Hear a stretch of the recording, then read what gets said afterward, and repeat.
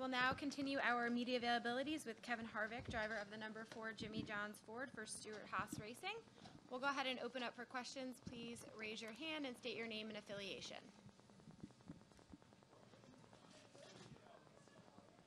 Lee? Lee Spencer, RacingBoys.com. Kevin, are you surprised at the pushback that the sanctioning body is get from adding the, what, you know, is a derivative of the All-Star package? I guess you need to clarify pushback. It just seems that people are, you know, as high as everybody was initially on the All-Star package, it seems like people have cooled down from saying, you know, oh, we need to go in this direction. And I think on happy hours, you said a lot of thought and effort needs to be put in before any major decision is made. Yeah, and that's really my thoughts, is just making sure it's right. The pushback doesn't surprise me. Doesn't surprise me. We'll go over here to the right to Mark. Mark Garrow, PRN. Kevin, drivers go throughout their career, you know, wanting to hit the sweet spot. And I was just wondering, you know, what does it feel like to walk through the gate every week going, you got a shot. Yeah, we got a serious shot. Yeah, you know, it's fun. And, you know, I think that the biggest thing for me is I've been totally on the opposite side of this. And you know, you come to the racetrack knowing that you don't have a chance every week. And what are you going to do to fix it and how are you going to fix it? And now it's, you know you have a shot coming to the racetrack. You got a group of guys and team and organization and manufacturer and everybody who's trying to figure out how to keep it going and doing everything that they can to keep progressing the cars and the team and everything around it. So it's, you know, for me, it's kind of full circle. And, you know, I think over the last almost 5 years now, we've been fortunate to have, you know, a lot of success. Nothing is really different this year. You know, it's the same group of people, same organization. You know, I shouldn't say there's nothing different. There's a lot different as far as just being in the second year with Ford. You know, and being able to have 4 cars that are running well says a lot about the organization. But, you know, I think as you look back and I go back to 2014, I feel like we were in the same position, just didn't capitalize on the amount of race win opportunities that we had just from, you know, part failures and inexperience and mistakes and all the things that we did that year. We were able to win a championship, but you know it's you know, that was a year that I put the performance right up next to where we are, even 2015. But this year I think we've just capitalized on more moments to win races, and in the end that's really what it's all about, is how many times do you get to victory lane. I've also listened to you in recent weeks talk about how, you know, the team has stayed motivated and keeps pushing, but is in the sense that all the success, you know, sometimes when it's going bad, the snowball rolls over the top of you. Now the snowball's big and it's rolling downhill. Is it a little bit easier to stay working hard, stay focused, stay up when things are going this well?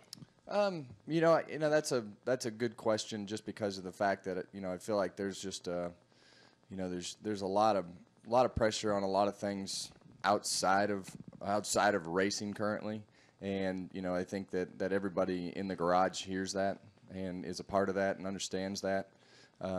So you know, making sure that you control those thoughts and the things that come with that, you know, are difficult. But I think that the success is obviously what everybody's here for, and you know, when you get that on the weekends and you're able to, you know, do those types of things, and you don't have to, you know, be a part of the process and the push to fight every week of you know, what you do to get there. I think that really helps keep everybody motivated. So it's a, you know, it's a grind, and you know, I think as you see, you know, Elliott and Casey and some of these guys kind of call it quits. The common theme out of both of those retirements is not, you know, physical or didn't have anything to drive. It's you know, the grind, and I want to spend more time with my family. That's you know, that's the part that you know, you hear out of both of those situations. So the lifestyle and the things that come with it are tough, and that's really harder right now than putting the cars on the racetrack, is just making sure that you keep everybody motivated. And you know, I think it's for us, it's good timing for the off week. You know, I like the off week being a couple weeks before the playoffs start, because that's really when it takes another step of intensity, and you got to be ready for that mentally. All right, we'll come over here to Matt and then in the back to Jerry. Matt Weaver, Auto Week. Piggybacking off of Lee's question, you had said on happy hours that you had told Matt that you felt like the proposed package was essentially like the IRL, wide open all the time.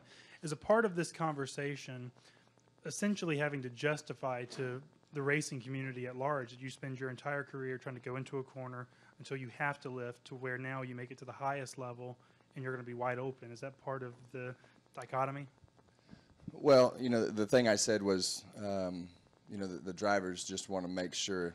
The initial question from the fan was, it seems like the drivers, why do the drivers the drivers council and the drivers keep saying no to the All-Star package? And I don't think, first off, we don't have that authority to give those answers. We give our feedback. And, I think as you look at the direction that, is possibly talked about, I think it's got more horsepower and it's got more things that come with that drafting package. So, like I say, my biggest concern all along is that it's right, because in the end, it's a different rules package. It's a change. It's going to cost the teams money, and it's going to be different. So I think as you do those types of things, you just got to make sure that it's right, and that's really my concern as far as what the rules and things are. I'm way past worrying about it. I think my team will succeed at whatever the rules are, and be able to get to victory lane and do the things that it takes. So we just need to know what the rules are so we can start working on them. And I think there's a set time frame that those rules come out, and as long as there's that possibility. And the reference that I made to IndyCar racing was just the fact that changing the rules from low downforce to high downforce, and I think there's some things to be learned from the IndyCar side to make sure that we don't make those same mistakes. What would you learn? Like, what is the lesson to be learned? Well, don't do the same thing they did. Just because of the fact that in the racing community, IndyCar was at a peak, and things went downhill when the things started to split up and rules started to change, and it was just a mess. So it's taken them a long time to get back to where they are today, and those are the types of things that you just don't want to see. Jerry Jordan, KickingTheTires.net and PRN. I want to ask you about Darlington, because you always tell me that you don't ever think ahead, but you've talked about the off week a lot. What are your off week plans, and how do you intend to relax, or you got some other things planned? Honestly, don't know yet.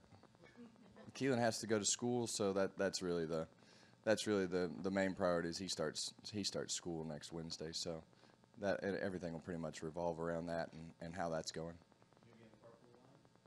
I will be there first day.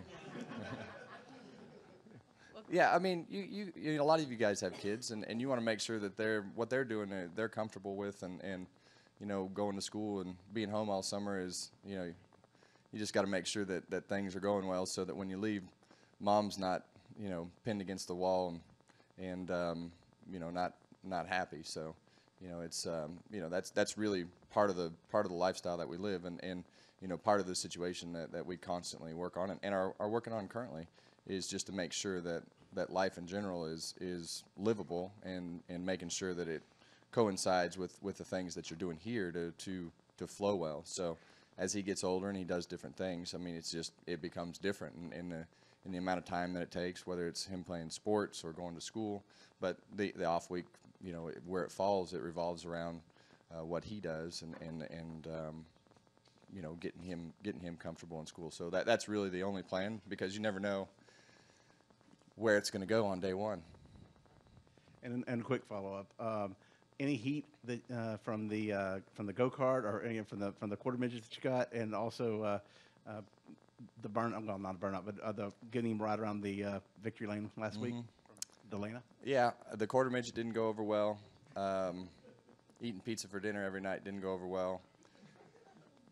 And running the golf cart into the tree didn't go over well. So, the victory lap kind of covered a lot of that up, and that it was really neat that we were able to make that happen, just because of the fact that he and I had actually been talking about it, and how often do things like that happen when you're just randomly talking about a situation like that. And able to actually make it happen. But it was pretty cool to climb back in the car to do a victory lap, and the first thing I did was reach over and give knuckles to, you know, my son sitting in the passenger seat. He did get stage fright, though. They told me they had to basically carry him out there. He got to the wall, and he's like, I don't want to go. I don't think this is a good idea. And so, you know, as we got him over there, and he was able to, you know, be within, you know, a football field of me. Instead of you know being right next to me, he was way more comfortable than being within a football field of me. So it was just a great moment, and super happy that NASCAR was able to let us cooperate. Was willing to cooperate and let us do what we wanted to do, and you know what a memory, and to be able to do that as a dad. All you dads know that's pretty cool to celebrate stuff like that with your son at work. We'll go to Reed, Woody, and Chris. Reed Spencer with the NASCAR Wire. As an organization, you went through the change from Chevy to Ford. Is that in any way analogous to the change you're about to go through in models from the Fusion to the Mustang? And were there things that you learned in that process that will help with this one?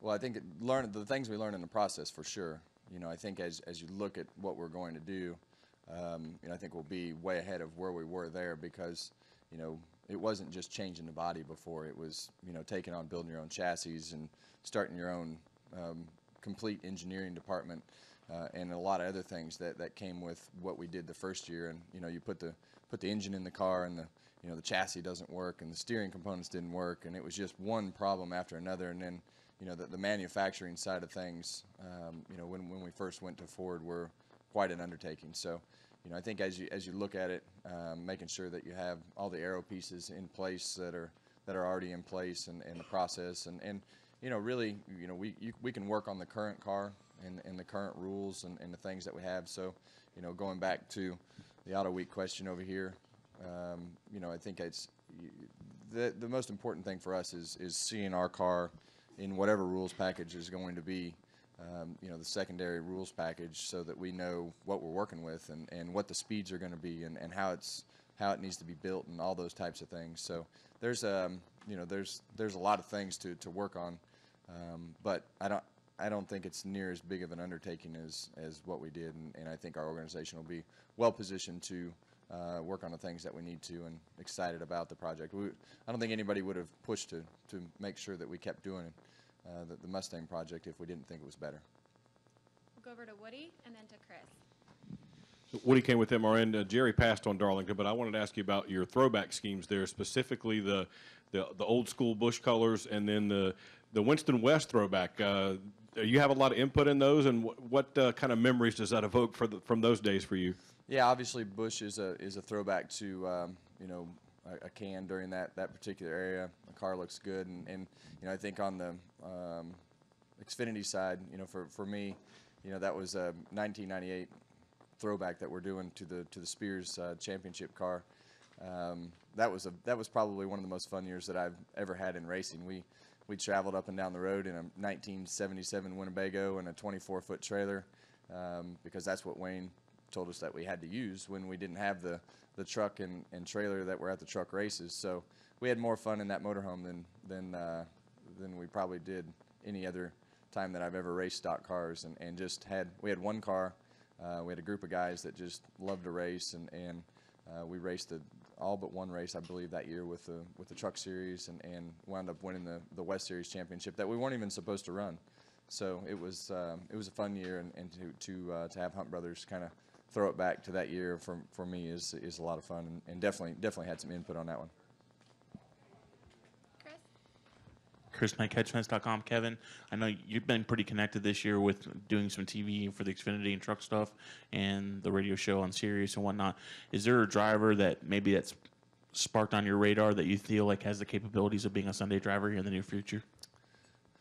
Well, you know, I think that the process has changed so much with where everything is, and I think as you've seen how long it takes for somebody to come over to the Cup Series and be comfortable to win races. I think it's different than what it used to be. I don't think the expectations need to be put on those guys you know, to come over here and win. I think they need to come over here and get comfortable. I don't think there's anybody that is currently over there that's going to come straight in here and win races. I think there's a lot of guys that have the potential to come over here and get settled over the 2 or 3 years, just as Chase Elliott and Eric Jones and, you know, Ryan Blaney and all those guys are. And I think from a marketing side, they get so much pressure put on them to win, and you know, I don't think that's fair with the way the Xfinity Series is now, not having the Cup drivers in their series as much. And I watched the truck race last night. That race would have been won from, you know, if Kyle was in that race would have been won on the top, and the top groove would have been run in way faster, just, you know, from somebody who was comfortable to go up there. And it's kind of monkey see, monkey do. When you see that guy do it and he's comfortable up there and making lap time and doing those types of things, then you go up there and do it and you experience those things for the first time. So, you know, I think that's just one example of the things that they don't learn, that they will learn once they get here.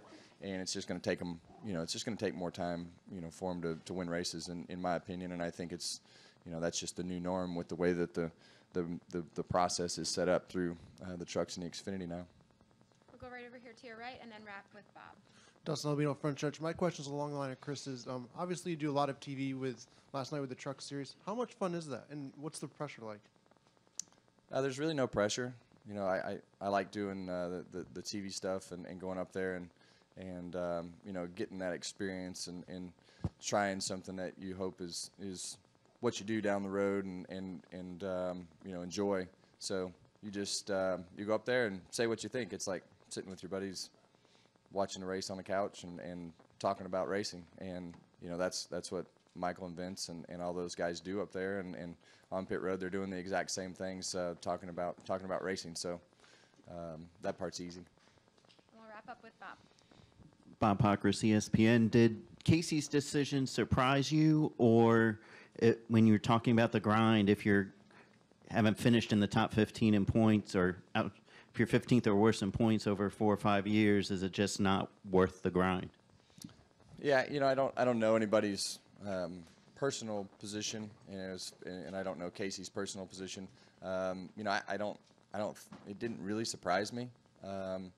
You know, I thought that maybe he might have another opportunity to, you know, to be in the same car or a different car or something that he could race. But, you know, it's different, especially for Casey. I mean, he's got his sprint car team. He can still go race, and you know, listening to him talk about his you know, his priorities and wanting to spend more time with his family is definitely something that it can drive you to, and not running well can definitely contribute to that more than running well. It definitely changes your decision. So, you know, it's a constant evaluation of the things that you do.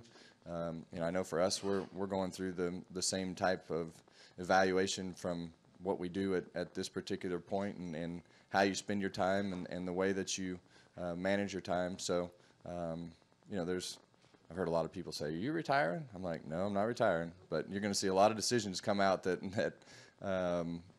you know, make you think that I am. But it's really all about, you know, making sure that you have your time managed and do things that you know, make sure that family first and racing. So we'll worry about the retirement thing when in a few years when we have to start thinking about that stuff. All right. Thank you, Kevin. Yep. And for everyone here, just a reminder that Kevin's in-car camera will be live on Twitter on Saturday night.